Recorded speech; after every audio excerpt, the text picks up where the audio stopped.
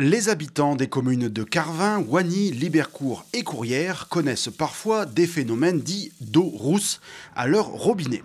Si la consommation de cette eau ne présente strictement aucun danger, l'agglo Hénin-Carvin et Veolia ont lancé un ambitieux programme de régénération des canalisations d'eau sur ces 4 villes. On est dans une région où l'eau est relativement calcaire, elle est dure, dans notre jargon familial.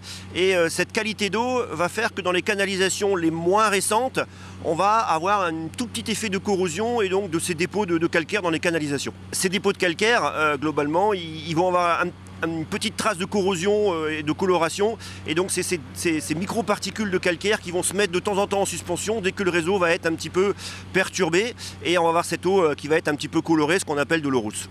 Les opérations de nettoyage des canalisations s'étaleront sur 18 mois, selon le dicton en vigueur chez Veolia, un jour, 1 km, sachant que le total s'élève à 200 km sur les 4 communes.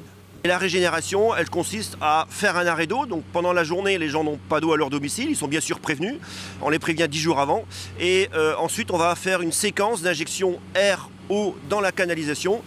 L'injection d'air, c'est des microparticules d'air et ces microparticules, entre elles, elles vont se choquer et elles vont venir heurter la canalisation à l'intérieur. Et donc, c'est ces petits heurts de ces bulles d'air sur la canalisation qui vont décoller ces particules de calcaire colorées, couleur rouille, et qui vont permettre d'évacuer et de régénérer la canalisation. Tout au long du processus, la qualité de l'eau est contrôlée au point de sortie. C'est la fameuse turbidité, la teneur d'un fluide en matière qui le trouble. On a un point d'entrée sur lequel on va injecter une séquence d'air et une séquence d'eau. Et 1 kilomètre plus loin, on a un point de sortie. On va faire la partie mesure. Donc on va mesurer la turbidité et la partie désinfection de l'eau, donc le chlore résiduel qu'on va retrouver. Et donc une fois qu'on va retrouver au bout de quelques heures une turbidité qui va être inférieure à 2, qui est la norme, on va considérer que le tronçon est totalement régénéré. Pour les canalisations plus larges, des racleurs sont utilisés en même temps que l'injection de l'air. Mais cette technique sera très peu mise en place sur l'agglomération. L'opération de régénération a été un sujet primordial lors des négociations entre la CAC et Veolia, titulaire de la délégation de services publics depuis 2022. Une opération totalement neutre pour les usagers.